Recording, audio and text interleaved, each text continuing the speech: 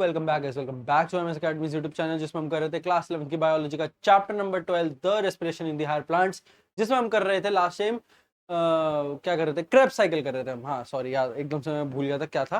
ठीक है, तो क्रेब्स साइकिल हम कर रहे थे लास्ट टाइम, और क्रेब्स साइकिल से पहले हम ऑलरेडी इसमें ग्लाइकोलिटिक पाथवे, जिसमें हम ग्लूकोज से पायरुवेट बनाते हैं, वो हम देख चुके हैं, जो कि मेन कंसेप्ट है सारी चीजों का। उसके बाद ही वो पायरुवेट ही दो अलग अलग हिस्सों में जाता है। पहला हिस्सा, अगर उसको ऑक्सीजन जो है बहुत लिमिटेड मात्रा में मिल रहा है या एब्सेंट है, तो उसे बोलते हैं सर एनारोबिक रेस्पिरेशन।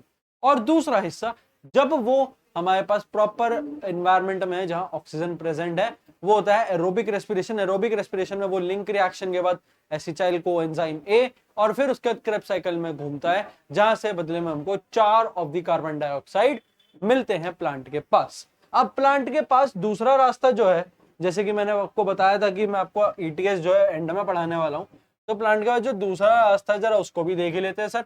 ये एनारोबिक रेस्पिरेशन वाला, जिसमें वो फर्मेंटेशन के बाद अल्कोहल और लैक्टिक एसिड बनाता है सर। ठीक है, तो क्या लैक्टिक एसिड वही है क्या जो हमारे ह्यूमंस के अंदर भी होता है, लैक्टिक एसिड का अकोमुलेशन, और फिर हमें क्रैम्प्स आते हैं, तो गर्मियों में बहुत होता है इसी में सोने की वजह से। ठीक है, तो एनारोबिक रेस्पिरेशन में क्या है, बेसिकली मेन तो हमारे पास ग्लूकोज है सर।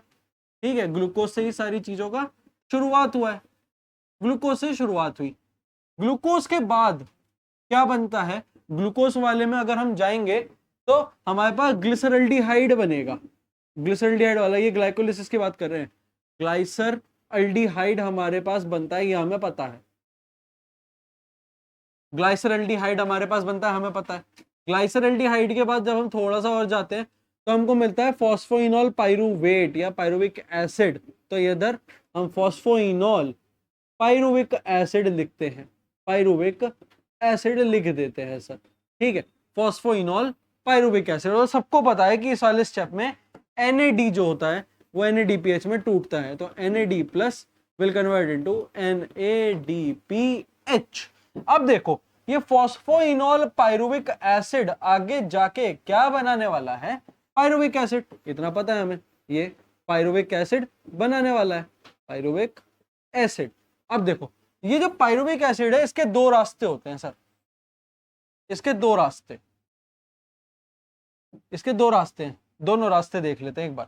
पहला रास्ता, अगर ये कन्वर्ट होने के बाद यानी ये यहां पर अगर NAD प्लस से NADPH बनाएगा ना सर, NAD प्लस से NADPH बनाएगा, तो इसके अंदर जो फर्मेंटेशन का प्रोसेस होता है, उसके बाद हमारे पास इसमें लैक्टिक एसिड बनता है। और ये वही लैक्टिक एसिड है जो हमारी बॉडी में भी बनता है प्लांट के साथ साथ। ठीक है, यानी जिससे हमको क्रैम्प आता है, तो मतलब हमारी NAD प्लस जो NADPH में कन्वर्ट हो रही है। अच्छा सर, दूसरी तरफ क्या है, दूसरी तरफ इसका उल्टा कर दो, यानी जब NADPH से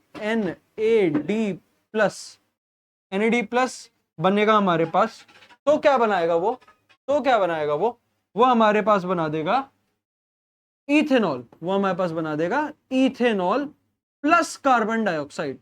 ethanol, ethanol plus carbon dioxide हमारे पास बन जाएगी, इथेनॉल प्लस कार्बन डाइऑक्साइड हमारे पास बन जाएगी। ये पूरा हमारे पास एनारोबिक रेस्पिरेशन था, जो मैंने इधर आपको क्रक्स में बताया था। इधर मैंने आपको जो क्रक्स में बताया था, ये पूरा जो होता है वो किस किस प्रोसेस और कौन कौन सा एनर्जी चेंज से होके गुजरता है, वो है ये।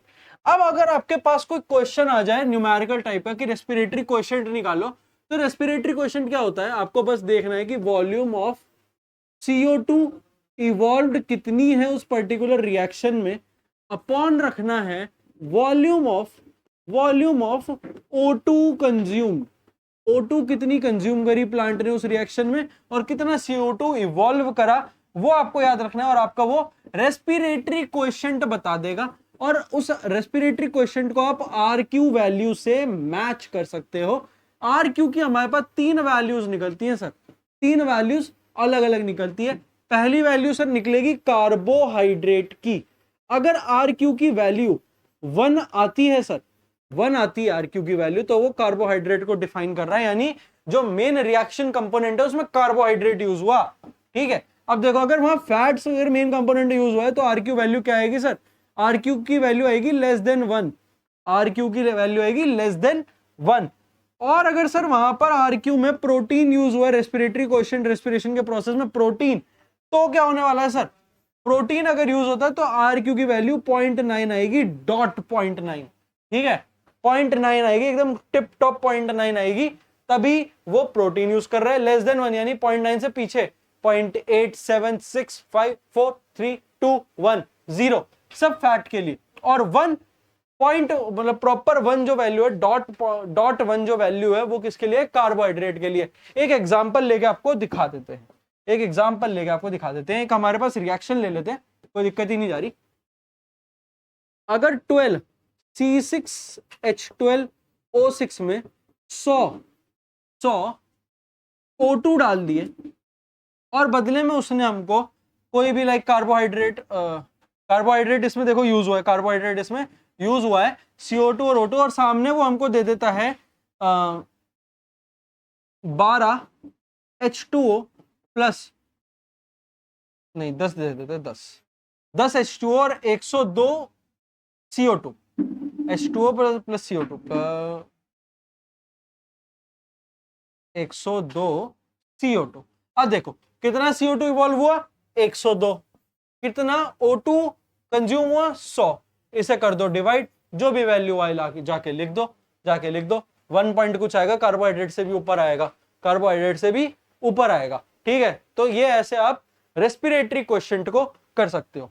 अब देखो एकदम लास्ट आपके एनसीईआरटी में दिया हुआ है एम्फीबॉलिक पाथवे, एकदम लास्ट है एम्फीबॉलिक पाथवे। सबसे सिंपल है हमारे पास, अगर ग्लूकोज है वही जो पीछे रेस्पिरेटरी क्वेश्चन में पड़ा, ग्लूकोज सिंपल शुगर में कन्वर्ट होते हैं सर, सिंपल शुगर में, जैसे सिंपल शुगर होते हैं, एग्जाम्पल के लिए ले लेते हैं ग्लूकोज। अच्छा ऊपर आ तो गया, यहाँ ग्लूकोज नहीं लिखना, फिर यहाँ लिखो कार्बोहाइड्रेट, यहाँ लिखो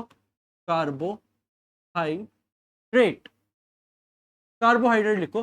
कार्बोहाइड्रेट अगर सिंपल शुगर जैसे कि ग्लूकोज है, अगर वो ग्लूकोज ग्लाइकोलिसिस करता है, ग्लाइकोलिसिस के बाद क्या बनता है सर? ग्लाइकोलिसिस के बाद बनता है सर जी पायरुविक एसिड। और फिर सर वो पायरुविक एसिड लिंक रिएक्शन के थ्रू कहां जाता है? ये देखो एकदम एंड में आपको ना पूरे चैप्टर का क्रक्स ही बता देते हैं। लिंक रिएक्शन कहां जाता है? एसिटाइल कोएंजाइम ए की तरफ लेके जाता है, और फिर बाद में ये एसिटाइल कोएंजाइम है क्रेब्स साइकिल में घूमता है, क्रेब्स साइकिल या TCA साइकिल इसे कहते हैं, try carboxylic acid cycle, Krebs cycle उसे कहते हैं, या TCA साइकिल उसे कहते हैं, कंफ्यूजन नहीं करनी है। तो अगर ये कार्बोहाइड्रेट है तब तो ये बहुत बढ़िया वेल एंड गुड है जी।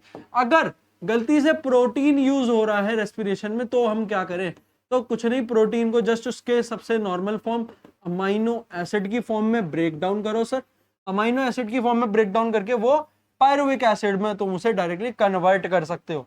अब आओ सर, एक और पोर्शन आया सर दिक्कत का, अगर गलती से हमको फैट्स दे दे तो फैट्स को उसके सिंपल वाले उसमें यानी फैटी एसिड्स और ग्लिसरॉल में करो convert, fatty acids and glycerol में करोगे अगर convert, fatty acids and glycerol में, तो तुम उसे direct acetyl co enzyme A में कन्वर्ट कर सकते हो। ये एम्फीबॉलिक पाथवे लास्ट में एकदम येलो कलर के बॉक्स में एक बहुत सुंदर चार्ट बना है, उस चार्ट को ऐसे ही रट लेना। वही चार्ट सबसे मेन है और वही चार्ट सबसे एंड में आता है, इसलिए क्योंकि वो चार्ट इस चीज के लिए पूरा मेन है, और बाकी थ्योरी तो आपके पास लिखी है। मेरे को तो वो सारा जो चार्ट में जो लिखा होता है ना येलो कलर के बॉक्स में, वो ज्यादातर समझ नहीं आता क्योंकि वो ऐसे ही बना हुआ है, फिर वो दिमाग में नहीं पड़ता, फिर लगता है यार ये क्या है, थ्योरी पढ़ो तो कुछ समझ नहीं आता। तो इसलिए थ्योरी को आसान बनाने के लिए ये चीज करनी बहुत जरूरी है।